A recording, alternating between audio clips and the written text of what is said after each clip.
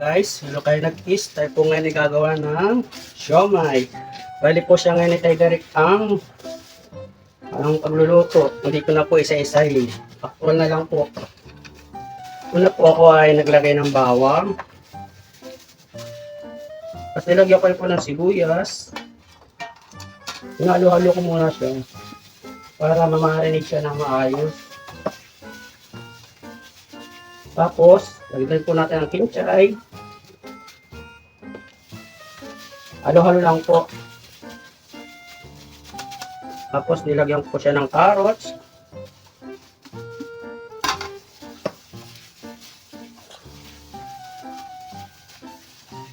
Tapos, nilagyan ko rin po siya ng isang itlog. Para po pampabuo po. At lalagyan ko rin po siya ng lower seasoning para malinamnam po naman. Ayan. Tapos, nilagyan ko rin po siya ng crispy fry para suwabe po ang sarap. Papasanaw na lang.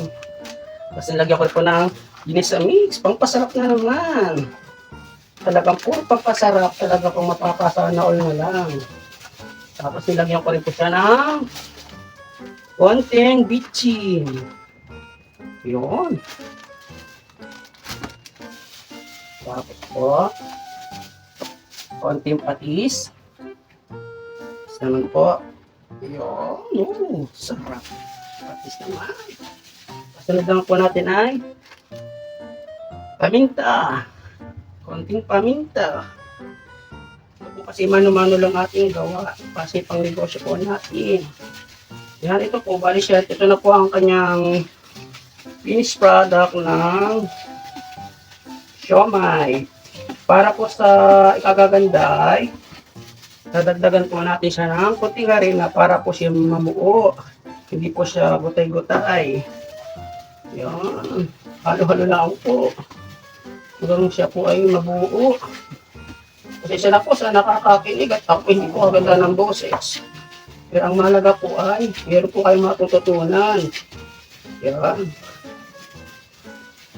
Ngayon po ay yan, nahalo po na nahalo na siya. Yan. Yan, ito na po ang ganap ng ating siomai. Yan naman po, magsasample naman po tayo kung paano natin siya babalutin. Yan po akong giniyak na, molo na, nakagiyak na po siya. Ay, ba't ito tinanggal? Nawala yung aking gloves. Wait lang. Ito po yung ating steamer. At pwede na po natin siyang hindi na po ako gumamit. At ako malinis naman po ang kamay. Dedere ko na lang po. Ganito po kasi ako pag ako yung nagagawa ng panindag. May isa-isa ko. Tapos ginagato ko lang po.